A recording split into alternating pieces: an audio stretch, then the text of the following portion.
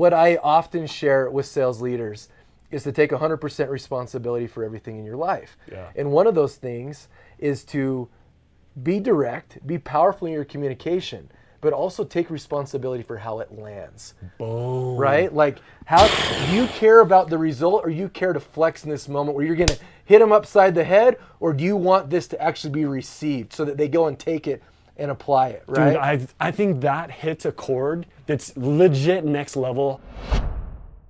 So a mentor of mine told me one time, he's like, Ben, the best leaders on the planet take responsibility for how people hear them. This came off of a scenario where I was in an executive boardroom and I was seeing what was going on, and I stood up and I challenged everybody, like pretty hard. Yeah. And I was coming from a place of like, we got to protect, I was coming from a place of like. It was from a good place. Good place. Right? Yeah, totally. But the result of that split the house.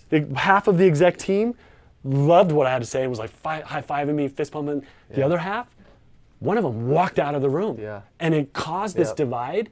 And I felt personally justified. I'm like, dude, it needed to be said. I was like, it was the right thing to be said. And I blamed them. Yeah. I'm like, dude, They received it wrong. It's on them. And the problem was the result to the organization was like a wrecking ball. Yeah. It really was. Yeah. And it wasn't until months later where finally I received this hard counsel that I didn't accept, which was the best leaders take responsibility for how others hear them. Yeah. And I'm like, well, they heard me wrong.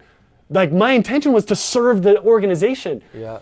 But it's taken me some time to actually get to what you're saying about taking response. This one experience where, looking back now, I can see that what could I have done better to communicate my intent, because it fell flat massively and was cancer. But that was never my intention.